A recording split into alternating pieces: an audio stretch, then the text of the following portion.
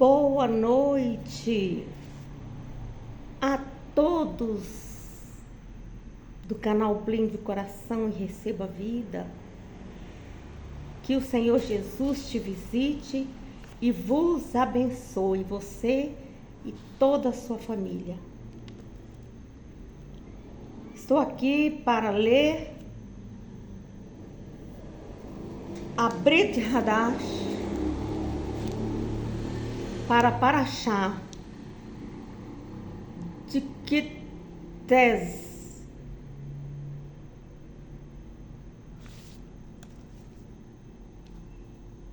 Hoje foi muito corrido, não deu para fazer mais cedo, porém estou aqui para cumprir um mandado do meu Deus. Por esses dias nós vamos viver surpresas. Você vai viver surpresa na sua casa, bênçãos sem medidas. Deus vai surpreender você, seu coração, com muita alegria.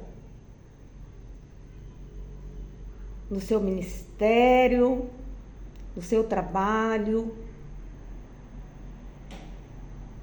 Porque bênçãos estão sendo derramadas. À medida que nós estamos lendo e ouvindo a palavra de Deus, o nosso coração vai sendo limpo, vai sendo transformado, nossa mente vai sendo limpa, vai sendo transformada, e você vai voltar aqui e vai dizer, deixar o testemunho. Verdadeiramente, a palavra do Senhor está me limpando, me purificando, eu tenho ficado mais leve, meu coração tem ficado mais alegre, à medida que eu estou ouvindo, lendo e praticando a palavra do Senhor. E a finalidade da Bíblia, da palavra de Deus, é mesmo confrontar. É mesmo transformar. A palavra de Deus, ela é transformadora e geradora de boas novas, coisas novas na sua saúde física, mental, espiritual, nas suas finanças, no seu trabalho.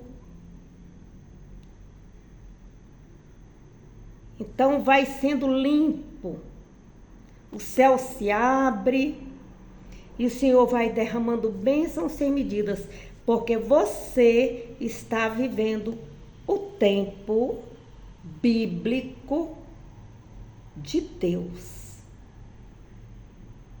Vamos aí em Mateus.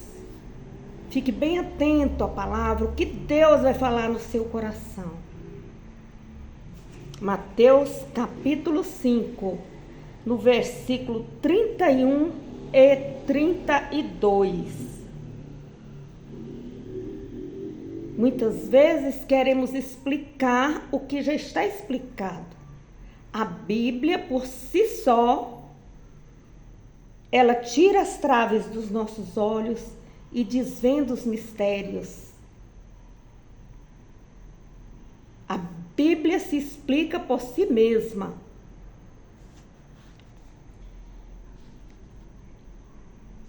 Capítulo 5 do Evangelho de Mateus, versículo 31 e 32. A lei de Moisés diz: se alguém quiser divorciar-se de sua esposa, deverá entregar-lhe um documento de divórcio. Porque eu digo que se um homem se divorciar de sua esposa, a não ser por causa de infidelidade, faz com que ela, casando-se de novo, cometa adultério. E aquele que se casar com ela também comete adultério. Na Bíblia judaica está escrita assim: foi dito, quem se divorciar da mulher deve dar a ela um jefe. Esse jefe aqui significa um documento. Mas eu lhe digo, quem se divorciar da mulher, exceto por causa de fornicação, transformar-a em adúltera. A quem se casar com a divorciada, comete adultério. O significado de fornicação. Aqui na pequena enciclopédia bíblica, relação sexual de pessoa não casada com pessoa casada ou não. O adultério é o pecado de pessoa casada com outra, que não é seu próprio cônjuge.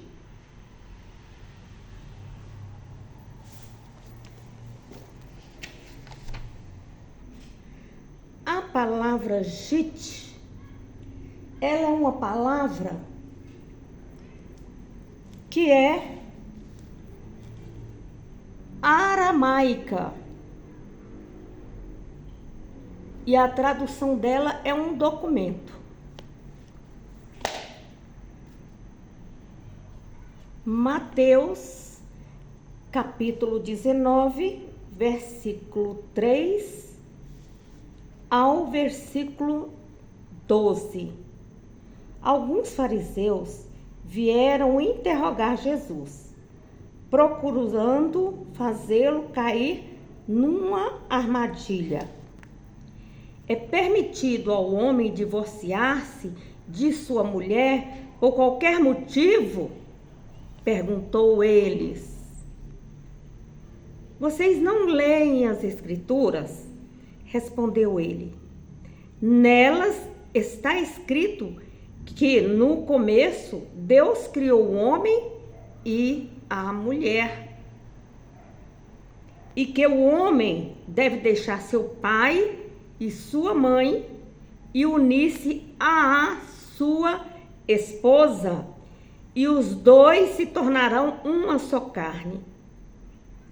Assim, eles não mais serão dois, mas sim uma só carne. Portanto, que ninguém separe o que Deus uniu. Perguntaram eles, então, por que Moisés disse que um homem pode divorciar-se de sua esposa, mandando-a embora e entregar-lhe um documento escrito? Jesus respondeu, Moisés fez isso por causa dos corações duros e maus de vocês. Mas não foi isso o que Deus estabeleceu no princípio. E eu lhes digo, todo aquele que se divorciar de sua esposa, a não ser por causa de infidelidade, e casar-se com outra mulher, comete adultério. Então os discípulos de Jesus disseram-lhe, se essa é a situação entre homem e mulher, é melhor não se casar. Nem todos podem aceitar essa declaração, disse Jesus. Só aqueles a quem Deus deu entendimento vão ser capazes de aceitar essa palavra. Alguns nascem sem a capacidade de casar-se. Alguns são incapacitados pelos homens e outros recusam-se a casar por causa do reino dos céus. Todo aquele que puder, aceite o que eu digo. Eu quem? Jesus estava falando isso. No versículo 9 da Bíblia Judaica completa, ela diz: digo-lhes, entretanto, que quem se divorciar de sua mulher, a não ser por causa de imoralidade sexual, e se casar com outra mulher, cometerá adultério.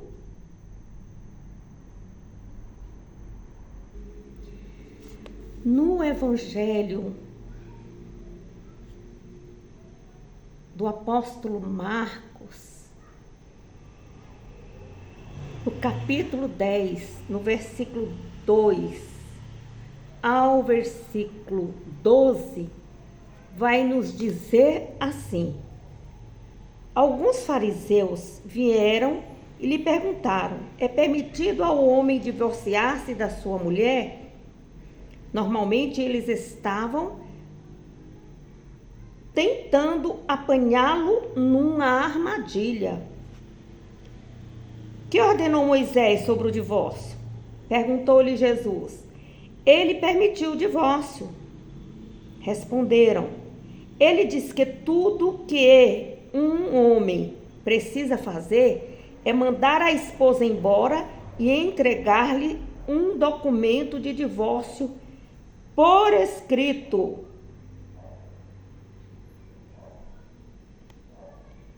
E por que ele disse isso? Perguntou Jesus. Eu vou lhes dizer, era uma tolerância à maldade do coração endurecido de vocês. Mas desde o princípio da criação, Deus os fez homem e mulher. Portanto, o homem deve deixar o pai e a mãe e se unirá à sua mulher. E os dois se tornarão uma só carne. E ele e a esposa estarão unidos de tal maneira que não serão mais dois, porém uma só pessoa. E nenhum homem deve separar o que Deus uniu. Mais tarde, quando ele estava sozinho, com o discípulo em casa, o assunto surgiu outra vez. Ele lhes disse: quando um homem se divorcia da esposa para casar-se com outra mulher, comete adultério contra ela. E se a esposa se divorciar do marido e se casar com outro homem, ela também comete adultério. Evangelho de Marcos, capítulo 12, versículo 18 ao 27, nos diz assim: depois aproximaram-se os saduceus, homens que diziam não haver ressurreição.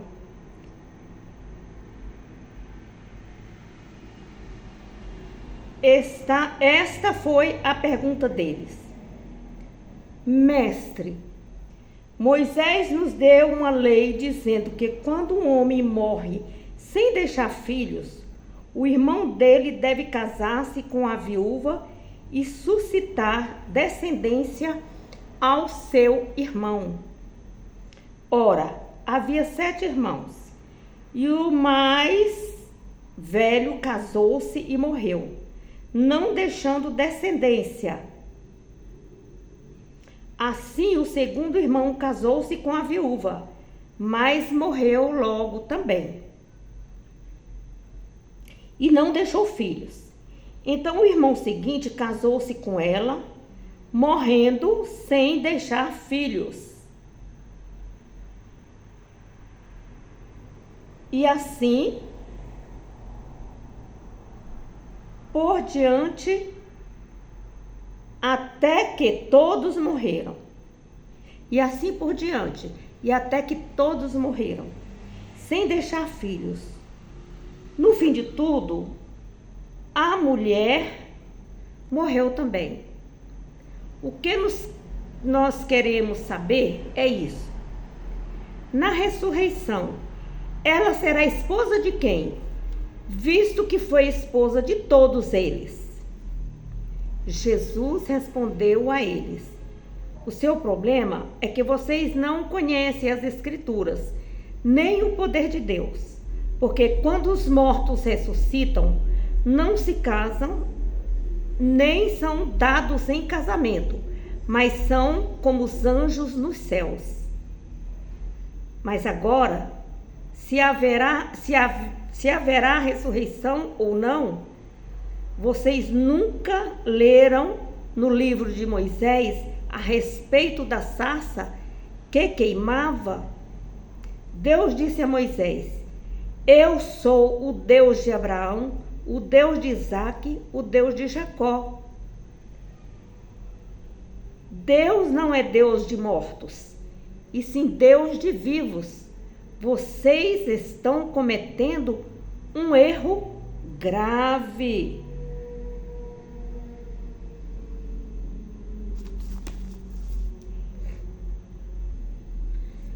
Evangelho de Lucas, capítulo 20, versículo 27 ao 38, diz assim: então, alguns saduceus, homens que acreditavam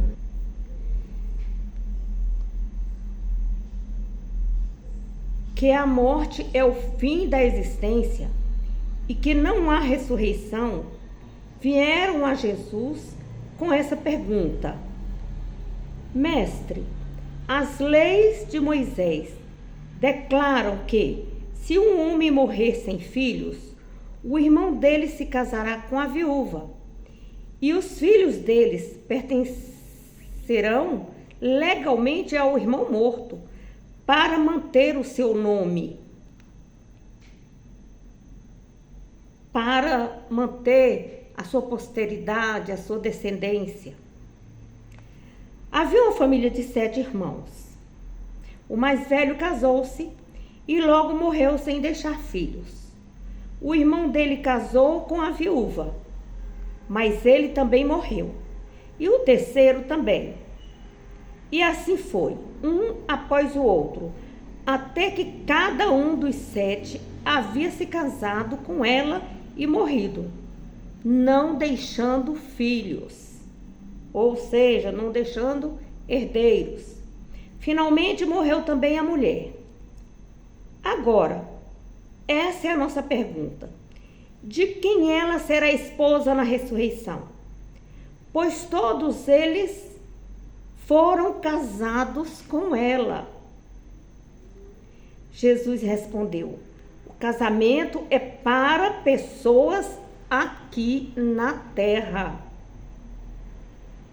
Mas, quando chegarem ao céu, os que forem considerados dignos de alcançar a ressurreição dos mortos e a vida futura, não se casarão e não morrerão nunca mais. Nesse aspecto, serão como os anjos e serão filhos de Deus, porque são filhos da ressurreição. Mas, quando a verdadeira pergunta de vocês, se há ou não ressurreição, ora, os escritos do próprio Moisés provam isso. Pois, quando descreve como Deus lhe apareceu na sarça ardente, naquela sarça que estava queimando ali com fogo, mas ela não se consumia, ali foi um milagre mostrado por Moisés. E ali ele fala de Deus como o Deus de Abraão, o Deus de Isaque e o Deus de Jacó. Ele não é Deus de mortos, mas de vivos, pois para ele todos vivem. 1 a Coríntios, capítulo 9, versículo 4. Ou será que eu não tenho direito algum? Será que não posso pretender o mesmo privilégio dos outros? Dos outros apóstolos? O de ser hóspede na casa de vocês e comer e beber? Se eu tivesse uma esposa, eu não poderia levá-la nas minhas viagens, tal como fazem os outros apóstolos e como fazem os irmãos do Senhor e Pedro? Será que só eu e Barnabé devemos continuar a trabalhar para nosso sustento? Qual o soldado no exercício que tem de pagar suas próprias despesas? Vocês já ouviram falar de alguém que planta uma vinha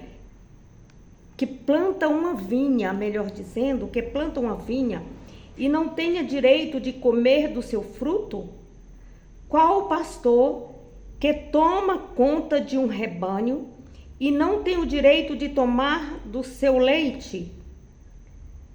Não estou simplesmente citando as opiniões dos homens quanto ao que está certo.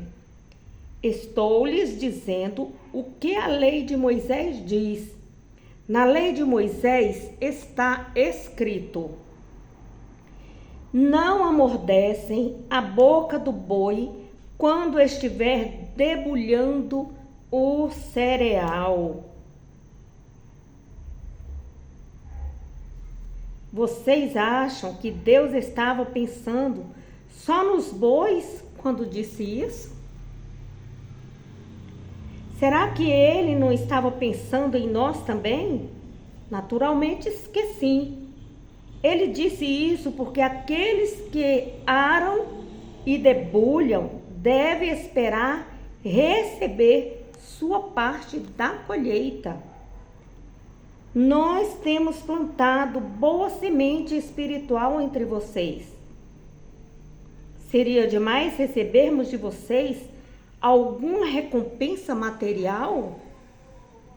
Vocês dão isso aos outros que pregam a vocês, e é justo.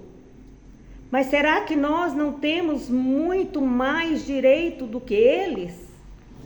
No entanto, nunca usamos tal direito, mas suprimos as nossas próprias necessidades sem a ajuda de vocês.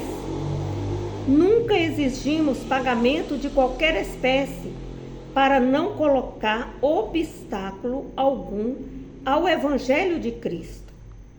Vocês não sabem que Deus disse aos que trabalhavam no templo que dos alimentos levados ali como ofertas a Ele, tirassem uma parte para o seu próprio alimento? E os que servem diante do altar recebem uma parte do alimento que é levado ali por aqueles que o oferecem ao Senhor?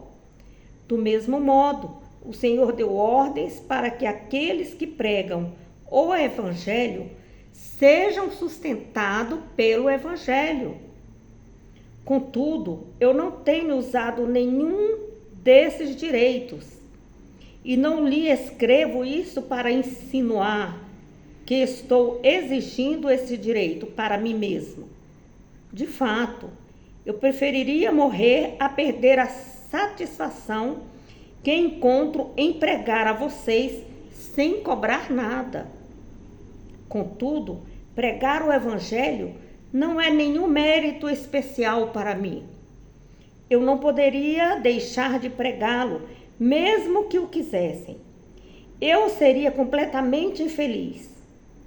Ai de mim, se não o fizer.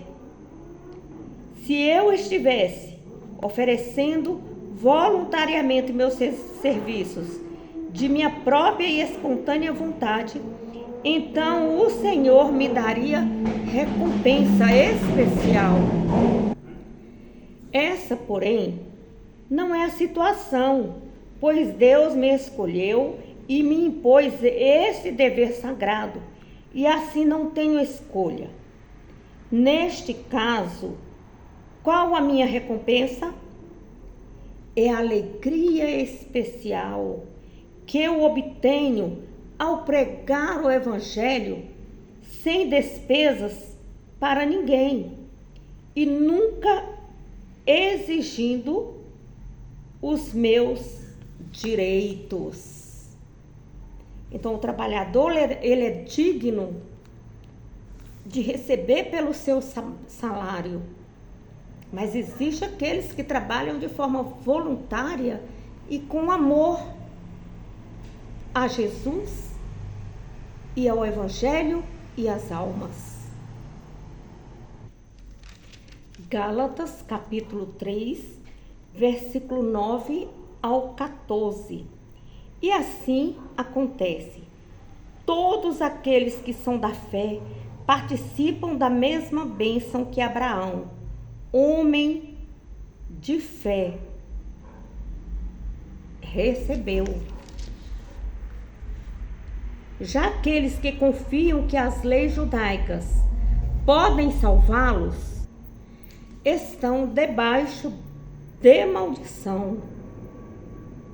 Pois as escrituras dizem: maldito todo aquele que, em qualquer tempo, quebrar uma só das leis que estão escritas no livro da lei.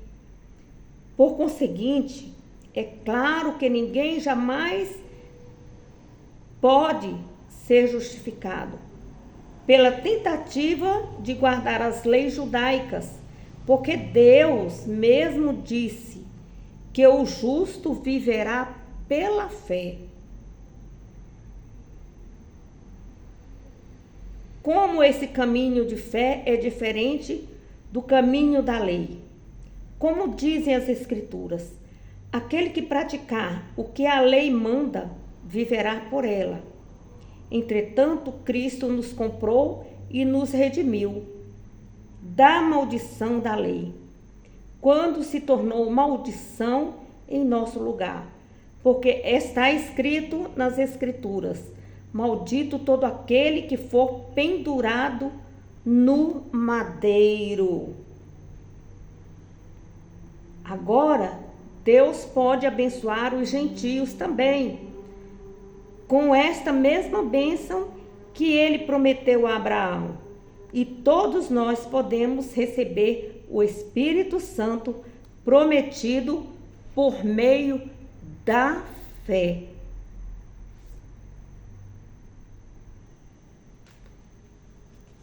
Primeiro a Timóteo, capítulo 5, versículo 17 e 18. Os líderes da igreja que fazem bem o seu trabalho devem ser pagos. Deve receber dupla honra. Devem ser altamente estimados, de maneira especial, aqueles cujo trabalho é pregar e ensinar. Porque as Escrituras dizem: nunca amarre a boca de um boi quando ele está debulhando o cereal. E o trabalhador merece o seu trabalho. Palavra de Jesus. Senhor Jesus, muito obrigado, porque até aqui o Senhor tem nos ajudado. Até aqui o Espírito Santo tem nos orientado, está caminhando conosco, está abrindo o nosso coração para que essa semente caia, a raizinha cresça, seja regado, venha o caule brote, venha crescer esse caule forte, dar folhas, dar flores e dar frutos vigorosos para o teu reino. Fala, Pai, com cada coração, que nós possamos estar meditando na tua santa palavra, para que nossa vida seja transformada e possamos receber as bênçãos do Senhor, que enriquece, não acrescenta dores. Amém. Abra as mãos em forma de concha, você ora por mim, eu oro por você. Que a graça do nosso Senhor Jesus Cristo, o amor de Deus e a comunhão do Espírito Santo seja com todos nós, em nome de Jesus. E você que crê, diga amém. Se Deus é por nós, quem será contra nós? E agindo Deus, quem impedirá? Ninguém. A vitória é nossa pelo sangue de Jesus. A vitória é nossa pelo sangue de Jesus. A vitória é nossa pelo sangue de Jesus. Boa noite a todos.